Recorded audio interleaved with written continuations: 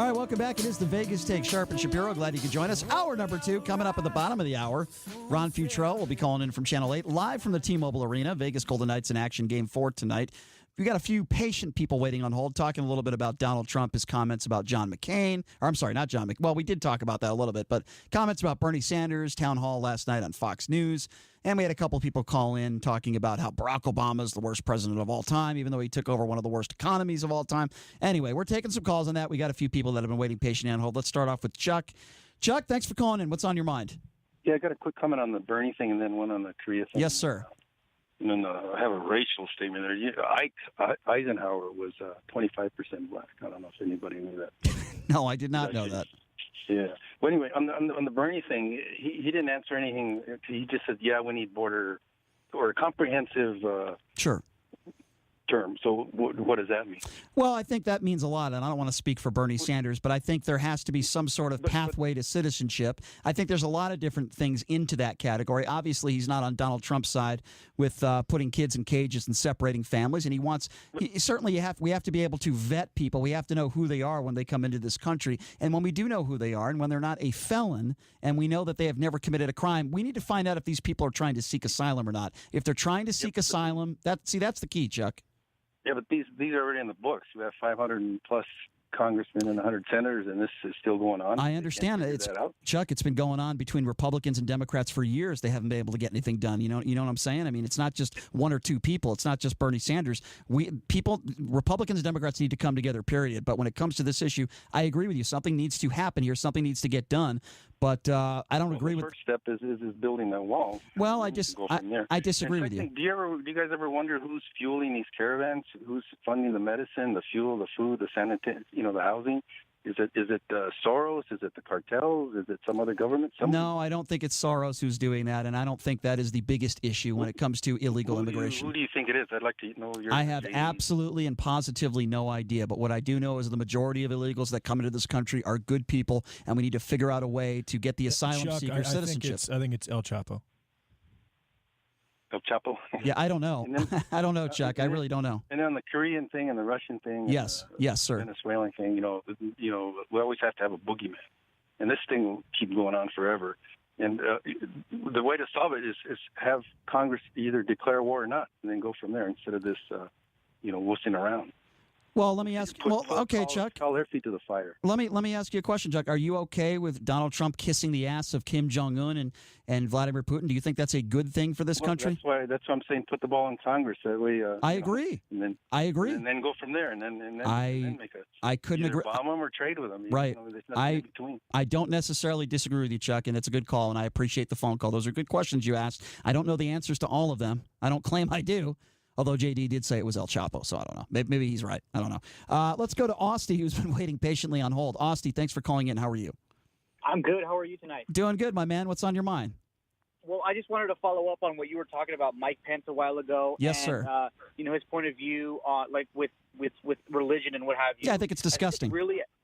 Yeah, absolutely. I agree with you completely. Now, I really think that it's important for us as Americans to realize that when we allow any sort of organized religion to infiltrate the governing system, it poisons it. Agree. Right? So people say, we want to regulate and we want to lead and govern from a Christian point of view. But what about 50 years from now, if we give Christianity, if we give organized religion that ability, 50 years from now, what if Muslims are the majority in this country? Yeah, Austin, they have the ability to legislate. Austin, I agree. Let me ask you a question, and I couldn't agree with you more, Austin. Let me ask you this. People seem to use religion as an excuse for dumb policy and for hate, in my personal opinion. For example, let's talk about abortion for a second, okay? You could be, pro-life. That's fine. I don't have a problem with that. Yeah. But these people that are pro-life, that are ultra-religious people, these are many of the same people who want to cut welfare, cut food stamps, cut help for these struggling families and they want to force them to have kids and enter them into the world where they can't afford to have the child. If you're so pro-choice, then why are you trying to cut all this help for these people? Yeah, absolutely. I couldn't agree with you more. The hypocrisy behind the idea of trying to legislate from that point of view and at the same time going back and hurting low-income families, hurting people that can't afford to have the kids. And it just doesn't make any sense to me to make decisions based on that when it comes to one issue, but Yeah. not across the board. Again, like when you were talking about that, there's also the issue of, for example, the death penalty. Like, as a Christian, how could you ever tolerate being part of an Yes. organized government, Exactly. organized society that kills its own citizens? You know what I find, I realize Austin? there's more violence there. You know what I find, Austin? And again, I don't want to just take all religious people and make a blatant statement, but I do find a lot of the ultra-religious people, like the nut job religious people, are the ones that commit the most sins. Absolutely. Look at the priests. Look at all the priests out there and all the child molestation. JD, am I wrong? I mean, come on, man. You are 100% right. The most quote-unquote pious of individuals typically are the most depraved. Yeah. Austin, good to hear from you, my friend. Thank you for the phone call. And a lot of people leverage religion basically as an excuse to get away with what they want to get away with behind the scenes.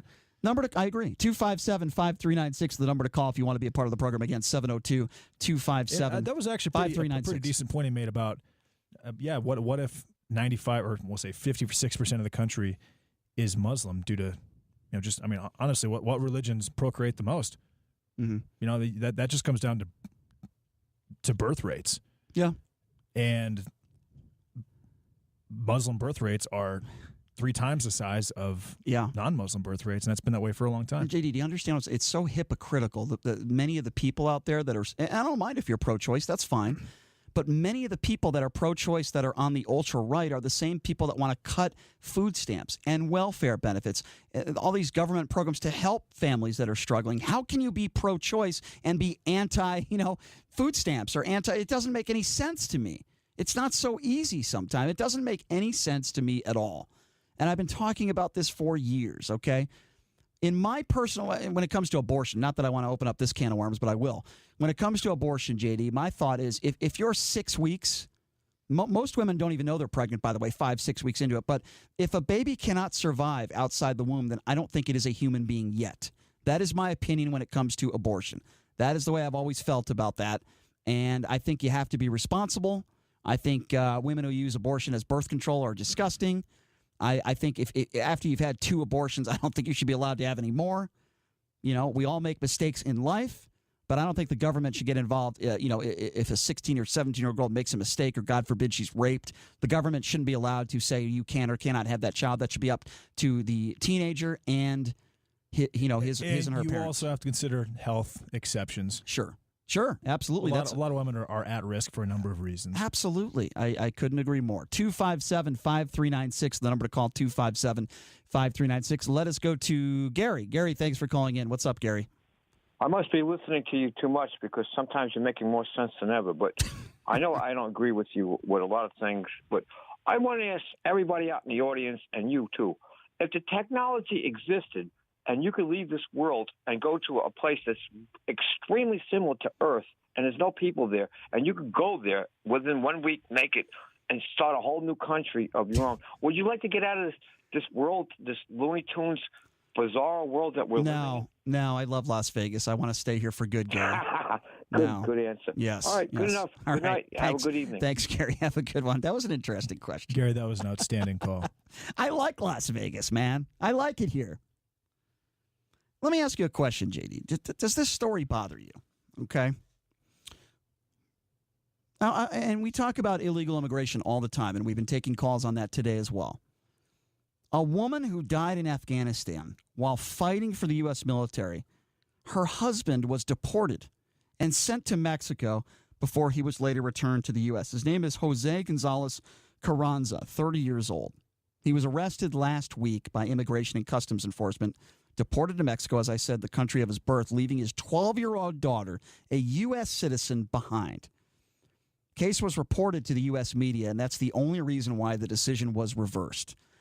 But many people on the right who are, pro-Trump, pro-wall, they don't want to talk about stories like this. The only stories they want to talk about are the illegals that come into this country and kill people. And look, one is too many. I get that.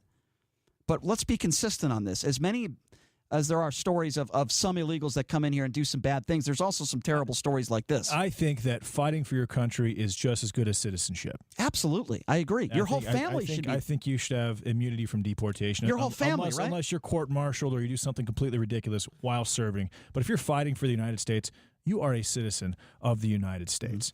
And that to me, that I'm not happy about that at all. And it's terrible. also makes it look like there's not a lot of due diligence done, and the vetting process isn't consistent by ICE or whoever is deporting these people. Right. It makes them look pretty bad. And this woman's name was Barbara Vieira. It's a horrendous story, just awful what her family has had to go through. She's a hero. So after her death, the widow was granted parole. He was granted parole in place, a U.S. immigration exemption for urgent humanitarian reasons or significant public benefits. So there was a policy in place to allow him to be here, not be a legal citizen, but allowed to stay for family service members, according to his lawyer. But he had illegally entered the U.S. from Mexico back in 2004 as a teenager, and then they send him back. The guy lost his wife. Did he commit any crimes here? No, he's never committed a crime here. No. Was he employed?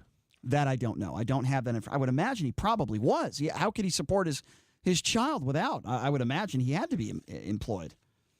According to his lawyer, ICE decided to reopen his case in 2018, and a judge subsequently ordered him to be deported. That judge... See, I have a problem with this judge, okay? That judge should not have a job. That judge should be gone. If you are a judge and you are up there and you find out that this guy lost his wife in Afghanistan, honorably serving our country. I'm actually very surprised by that. The military does a lot for especially the wives of the men in the military. So here was where the confusion started, though. He didn't show up for a court hearing, and his lawyer says that a letter was not sent to the correct address. So he doesn't show up to this court hearing. Because of that, the judge says, nope, sorry, you got to go. Going back to Mexico. I mean, that's plausible. It's plausible, but it's ridiculous. He lost his wife serving our wonderful country. It's terrible. So luckily, because this story got out into the media, it got into the news, you certainly didn't hear it on Fox News, I'll tell you that. He was brought back home, and he's back in the U.S., thank God. Let me tell you something. Wife or husband, you lose a loved one, a family member, the whole family, as far as I'm concerned, are heroes for the hell that they have to go through. They're never going to see their loved one again. This man is a hero. I don't care if he came to this country illegally or not. He's never committed a crime. He lost his wife. She is a hero. She always will be one. He is a hero. And now he is a father without the mother, raising a child. Yeah, I think that spousal and immediate family immunity from deportation should be the case, assuming they haven't committed any major crimes. So why is it that you think that some of the shows on the right, the Laura Ingrams of the world, I don't know, the Tucker Carlsons of the world, will never bring up a story like this? Why do you think that is the case, JD? Why is it? Is it discussed? Are things like this discussed regularly on those shows? I don't watch any of this type of TV. Because it makes Donald Trump look bad. No, it doesn't make him. It may not just be the material that they cover. Mm-hmm. Well, why do you think it is, besides Donald Trump? Because they're biased. Because many people at Fox News are biased. That's what I think. Just like MSNBC. Just like they're biased on MSNBC. When a story comes out that maybe didn't look Hillary Clinton, make her look good, they didn't report it either. Same reason. Bias. 257-5396, the number to call, 702-257-5396. Let's go to Lewis. Lewis, thanks for calling in. How are you? Pretty good. Couple things. The first thing you said about the judge, look, I don't understand what it is with people on the left that have problems with law enforcement. They're enforcing laws. The law doesn't say insert feelings here, insert emotions there. Okay, can I respond to that? There's laws, period. I understand. Can I respond to that? Sure. First of all, I'm not on the left. I don't know if you were talking about me or not. I give you my opinions. I vote right and left. So let me just correct you. I'm not, quote unquote, on the left. Number two, there are something in this world called extenuating circumstances. Okay? Yes, there are laws. Yes, he didn't show up for a court date. He lost his wife fighting a war in Afghanistan. Does that not mean anything to you? You know what? I understand that. But you know what everybody forgets? Everybody forgets. Just like the guy that got deported that was here 20 years. You know what? The first place you should visit, if you're illegal and you get married to an American citizen, the first place you should visit is an attorney. And not he did. Not go on a honeymoon, not go on vacation. He did hire an attorney. He did. After Yeah, After. well. Did you? After. I don't think he thought that he was going to be deported. He's raising a young child. You know what? If you're not doing anything to make sure that your stay in this country is taken care of, but he had no reason to. With all due respect, he had no reason to hire an attorney, and the reason why is because he was allowed to stay. See, that's the issue right there. He was allowed to stay. Right there was a bill that was passed that allows extenuating circumstances like this one, even though he wasn't. And that shouldn't be. If you're illegal and you marry an American citizen, I don't care who you are. First and foremost, the first thing you should do is take care of your situation, your immigration status. That means going to visit an attorney and starting the process. But that's what I'm trying to tell you. He did do that. He was responsible. He was granted a parole in place. Okay, that means you're not necessarily legal, but you are allowed to stay. He did the responsible thing, Lewis. That's why I'm talking about you're making it like it's so cut and dry and there's laws in place. He did what he was supposed to do. He lost his wife serving this country. He's trying to raise his daughter. He did it the right way. And just because a letter isn't sent to the right address, he should be deported to Mexico with his 12-year-old here? You know what? It's not right.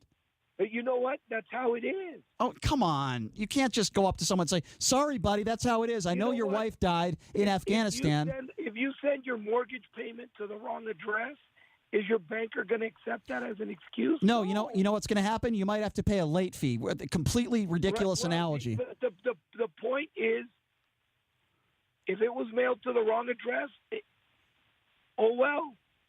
All right. Well, I'm sorry, Lewis. I mean, I guess you and I disagree on this one. I have something called compassion. It just certainly doesn't sound like you do, but that's fine. JD, am I wrong on that one? Oh, well, that's what you say to a husband who lost his wife fighting in Afghanistan, and because a letter was sent to the wrong address, Lewis would go up to him and say, sorry, you got to go back to Mexico. No, oh, well, that's how it is. We're looking at the situation from a gray standpoint. Lewis is looking at it from a black and white, from a legal and illegal standpoint, and there's nothing wrong with looking at it that way, which the judge clearly did. Yeah. I just, boy, there's some. I mean, am I wrong? Are we not in an era of compassion when it comes to illegal immigration? Are there not people out there that are compassionate people? I mean, this is an extreme case. I get it. His wife lost her life fighting for your freedom to be able to call into a radio show and say, oh, well. You have that right because of heroes like her and him. I just don't know how you could come up with that sort of conclusion with zero compassion. 257-5396 is the number to call. Jim, you're next. Thanks for calling in. How are you? Yeah, something similar to that. When a Border Patrol guy shot an illegal alien, or I don't know if it's illegal alien, but somebody on the border, they put the Border Patrol guy in prison, and he was like beat up by the prisoners. I guess there's probably a lot of illegal aliens in the prison. So, Jim, give me a little more background. That's what Obama did. Okay, Jim, give me a little bit more background on this. So if somebody on the border shoots somebody crossing the border illegally, that's murder. You're not allowed to do that. So you have to give me more details because I don't know which. I don't know. I think he shot like a drug smuggler in the butt or something like that. And you can't do that. Obama was happy to put the guy in prison. This is the guy defending our. So are you okay? Well, okay, hold on a second. Excuse me. That's not defending our country. You can't just shoot somebody crossing the border illegally. Okay, just like a police officer, if an adult walks in and steals a candy bar and leaves a 7-Eleven store, if a cop shoots him in the butt, that cop should go to jail. You can't do that, Jim. There are laws. Now, I understand. The guy was a drug smuggler. Okay, well, I don't know the specifics on that, but let's just say you're. I don't either, but I know there was a big to-do about it because Obama. Oh, you can't. Obama wouldn't help the guy at all. The guy's protecting our borders. So you're criticizing Barack Obama. You're talking to me about a specific case, but you don't know the details. How could you come up with that conclusion without even knowing the details of the case, with all due respect? I wasn't the lawyer. I don't know all the details. Well, then how could you come up with a conclusion if you don't even know what happened? I'm telling you what happened. You just said you don't know. Shot a drug smuggler in the butt, probably in the middle of the night, and probably. Shot him, okay. And well, Obama was all more right. than happy to see him waste in prison. Okay. Well, you don't. First of all, you don't know if that's true or not. Number one, and number two, I tried to ask you for more specific details on that case, and you said, "quote." I don't have the details. Brian, what if this guy was smuggling fentanyl? If he was smuggling drugs, that doesn't give a police officer or someone on the border the right to shoot them, whether it's in the butt or the back or whatever. You cannot shoot somebody that is crossing the border, just like you can't just shoot a drug dealer. 2 pounds of fentanyl on him. Doesn't matter. You can't shoot them. 2 pounds of fentanyl could literally kill 100,000 people. Okay, it could. You're right. And you're okay with not having that guy shot in the butt? So you're telling me he knew exactly what drugs were being smuggled? Impossible to know that. You can't just shoot somebody. That's the point I'm trying to make. I'm sure the Border Patrol was under the impression, or understood that these specific types of drugs were going through the border at that time. Okay, perhaps. And I'm sure fentanyl was on that list. Perhaps. Along with heroin, meth, perhaps, cocaine. Perhaps, but it also might be possible that the guy calling up is just an Obama hater.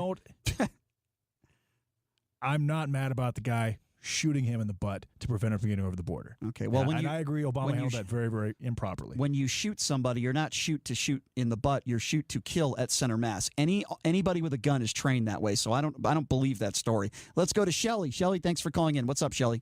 Hi, Brian. I have the utmost compassion, but I signed my name on the dotted line to defend this country, and I respect that she passed away in Afghanistan, and she is a hero. I will give her that, and I will give her family that. What I will not give is that her husband has been here since 2004 as an illegal alien. My brother was killed by an illegal alien. Where's my right?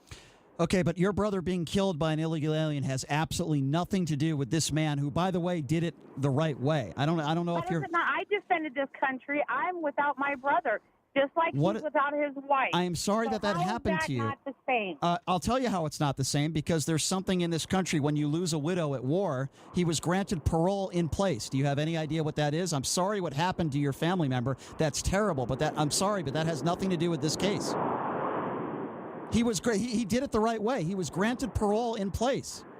Do you know what that is? Before or after she was killed? Before. He was granted, after he was granted parole in place, because he has a 12-year-old daughter. That is a law. That is in the books. He did it. Accept that. Why, from 2004, did he not have citizenship up to when she was killed? Well, he came into this country illegally. He never committed a felony. He's not a criminal, but he came into this country illegally. Yes, you're right. The definition of being here illegally, he is a criminal. It is an offense to cross the border illegally. I didn't say it wasn't an offense. Yes, you're right. You're absolutely right. It's against the law, but I'm not going to demonize him, and I'm not going to say he should be shot in the butt, or I'm not going to say, he's a horrible person or a rapist like our president leads you to believe that. I never said that. I didn't say you said that. I didn't say you said that, but our president said that. Quote, these people crossing our border, they're rapists, they're bad people, and I suppose some of them are good people. That is demonizing these people. Now, I'm sorry what happened to a member of your family, but unfortunately it has nothing to do with this specific case. I believe Sally is next, right? Sally, thanks for calling in. How are you, Sally? Hi. My first time calling in. I can barely hear you. Can you talk up a little bit? Sure. Can you hear me now? No, I can't. It sounds like you're on an Obama phone. Sally, I got to let you go. I apologize. Call back. I can't hear you on your phone. I'd love to hear from you, but you got to call back on something better than a Fisher-Price phone. Let's go to Bobby. Bobby, thanks for calling in. What's up, Bobby? Uh-oh, we lost another one. Another one bites the dust. Bobby, are you there? Hey, how are you? Good. What's up, Bobby? Hey, the gal that just called prior to the gal you couldn't hear. Yes. I think it's kind of interesting. A lot of us out here listening to you, which we all love your show. Love or hate you, dude. We love your show. I appreciate that, Bobby. Okay. Checks in the mail. Thank you. I guess kind of the feeling a lot of us people have out here is, why don't you talk about, for example, what she just lost? Like, she lost her son or relative, instead of worrying about this illegal alien person. You know what I mean? It's like it's. Well, there's a reason why. There's a reason why I bring that up, and that's a valid point. And I've said about. Bobby, I'll try to answer your question. Stay on the line. I've said about 10 times in this hour alone, one person that crosses this border illegally that commits any type of felony or, God forbid, kills somebody is one too many. I am for border security. Here's my issue, Bobby. Here's why I brought up this story. Because on Fox News, the Trump administration, many people on the right that are for this border wall, all they want to talk about and they want to politicize a horrible death that takes place like the woman who called in. That should not be politicized. Instead, they will never bring up some of these other stories. This man lost her wife who was serving our country honorably and lost her life. That, to me, I hate to say it like this, and I hate to compare the two because it's horrible, but what happened to her and what happened to her husband being deported, to me, is almost as bad as an illegal coming into this country and committing a felony. To me, they're just as bad. I got you. And let me ask you this last thing. Yes. I know we like to rap on Fox, and I do too. They're really well. Look, I do the same thing with MSNBC. I do both. CNN, MSNBC, NBC. I mean, they were going through this collusion for years, like they were stuck on it. Look, there's no doubt, Bobby, and I try to be as consistent as I can about this. When you look at how far to the right Fox News is particularly after 4 p.m., MSNBC is just as bad. There's no doubt that CNN leans to the left. I think there are good people on Fox News. I think Shepard Smith is good. I think Brett Baird did a great job last night with Bernie Sanders. I think Wallace does a great job. And I think there are fair people on CNN as well. But I think the majority of media, they're biased. You know why, Bobby? Because it's about ratings. It's about money. Oh, yeah. CNN and MSNBC would never admit this, but they want Donald Trump to win in 2020. Let's just say hypothetically Joe Biden wins in 2020, their ratings are going to plummet. They're going to go way down. Donald Trump. It'll be so boring. Yeah. No, hey, look, even though I despise the man, a part of me wants him to win in 2020 so we got something to talk about every day. Yeah, how's the Joe Biden? I don't even hug the women and ladies I know anymore. I won't even touch them. Well, all right, Bobby. Thanks for calling in. All right, we got to take a quick break. I went a little bit late there. I went a little long. We got to talk a little Vegas Golden Knights with Ron Futrell live from the T-Mobile Arena when we come back. You're listening to the Vegas Take on the all-new 101.5 FM, 720 AM, KDWN.